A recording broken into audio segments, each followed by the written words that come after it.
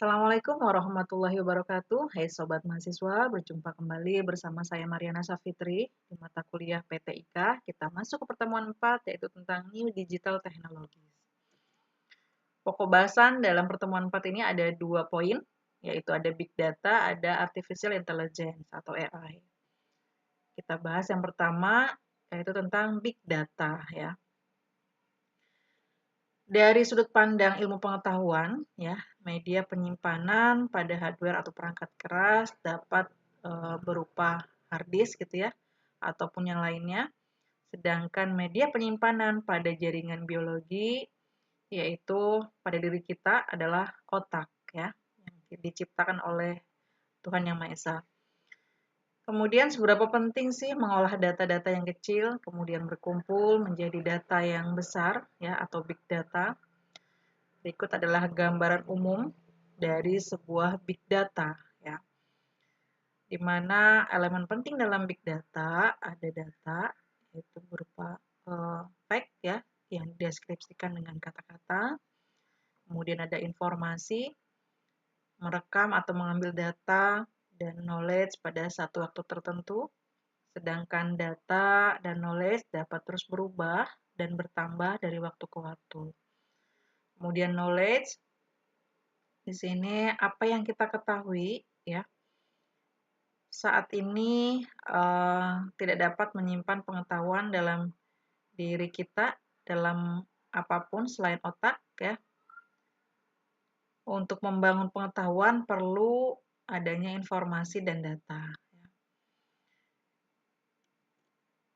Berikutnya big data definisikan dengan data yang memiliki skala ya atau volume, kemudian distribusi, velocity ya, kemudian keragaman atau variety yang sangat besar dan atau abadi sehingga membutuhkan penggunaan arsitektur teknikal serta metode analitik yang inovatif untuk mendapatkan wawasan yang dapat memberikan nilai bisnis baru ya. Sehingga informasinya bermakna. Dalam pengembangannya ada yang menyebut 7V ya, termasuk volume, kemudian velocity, variety, variability, veracity, value, dan visualization. Atau juga ada yang menyebut bahkan 10V ya. Kemudian nah ini yang kalau ini yang 6V plus 1V ya, gambarannya seperti ini ya. Sedangkan yang 10V ini ada penambahan ya, ada validity penambahannya, kemudian ada venue, kemudian ada vocabulary ya, dan ada juga pages ya.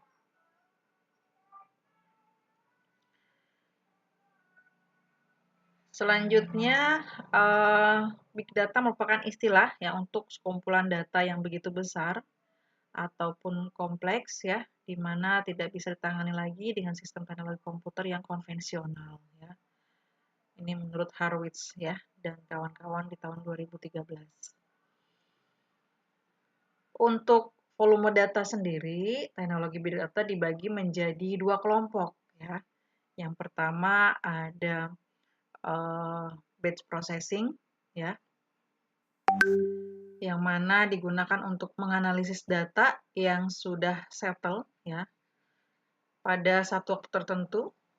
Dan yang kedua ada streaming process, di mana digunakan untuk menganalisa data yang terus-menerus terupdate setiap waktu. Ya. Ini gambarannya untuk batch dan stream. Selanjutnya kita bahas tentang AI ya, pokok bahasan yang kedua dari pertemuan 4 ini, kecerdasan buatan atau artificial intelligence. Mengapa sih kita perlu yang namanya AI apalagi zaman sekarang ya? Yang pertama, hampir semua permasalahan bisa dipecahkan dengan bantuan komputer ya. Termasuk teman-teman akademisi sekarang itu dengan mudah kita mendapatkan informasi, mendapatkan materi ya dengan menggunakan AI ya. Paling gampang adalah ChatGPT ya. Teman-teman mungkin sering menggunakannya juga. Kemudian kenapa sih kita perlu AI? Selain tadi semua permasalahan bisa dipecahkan, yang kedua adalah masalah semakin kompleks ya. Jadi tidak mungkin lagi solusinya dengan manual ya.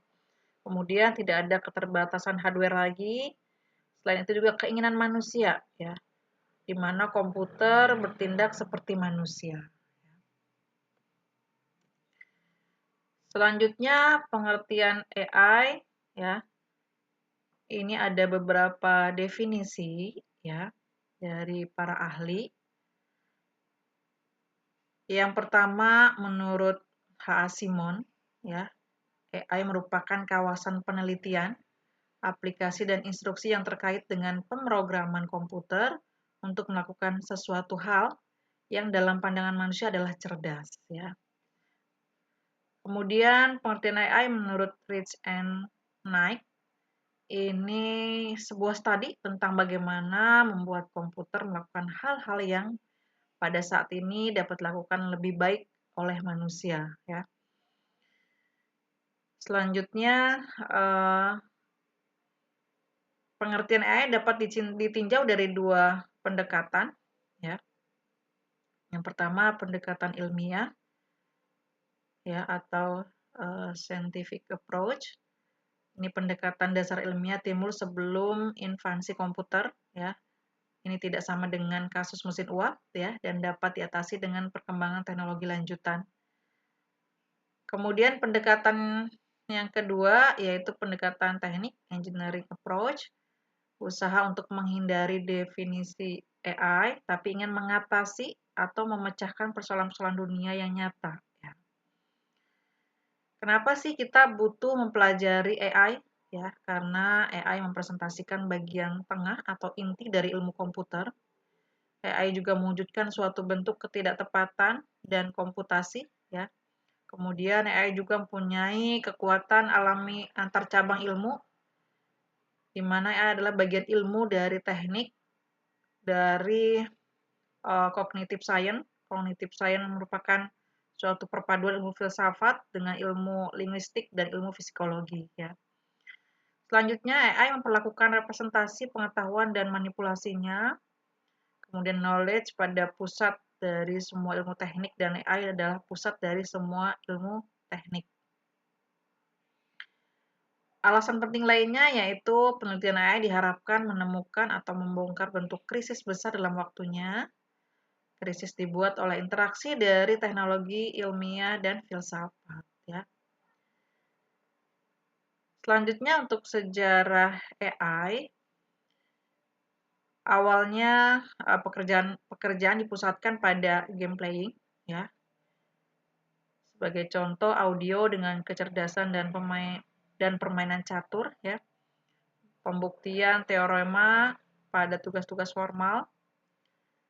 Kemudian Samuel di tahun 63 menulis sebuah program yang diberi nama dengan Hacker Playing Program yang tidak hanya untuk bermain game tapi juga digunakan untuk pengalamannya pada permainan untuk mendukung kemampuan sebelumnya ya. Catur juga diterima karena banyak sekali perhatian terhadap permainan yang lengkap atau kompleks. Program catur di sini situasinya harus jelas dan rule ketentuannya juga harus seperti dunia nyata ya. Kandidat AI harus mampu menangani masalah-masalah yang sulit ya. Kemudian logic teoris di awal percobaan untuk membuktikan teorema matematika di mana ia mampu membuktikan beberapa teorema dari bab 1 prinsip matematika ya, Whitehead dan Russell. Kemudian teorema Glenter tahun 63 membuktikan pencarian area yang lain dari matematika itu geometri. Di tahun 63 pemecahan masalah umum menggunakan objek, pembuktian dengan abstraksi ya. Ini sejarah dari AI. Selanjutnya untuk sudut pandang AI ya. Di sini ada sudut pandang kecerdasan ya, di mana kecerdasan buatan mampu membuat mesin menjadi cerdas ya, seperti yang dilakukan oleh manusia. Sedangkan dari sudut pandang penelitian, AI adalah studi bagaimana membuat komputer dalam melakukan sesuatu sebaik yang dilakukan oleh manusia. Di sudut pandang bisnis, AI adalah kumpulan peralatan yang sangat powerful ya dan metodologis dalam menyelesaikan masalah bisnis. Sedangkan di sudut pandang pemrogram, AI meliputi studi tentang pemrograman simbolik, kemudian problem solving, dan pencarian atau searching. Demikian untuk materi di pertemuan 4. Kurang lebihnya mohon maaf. Saya akhiri. Wassalamualaikum warahmatullahi wabarakatuh.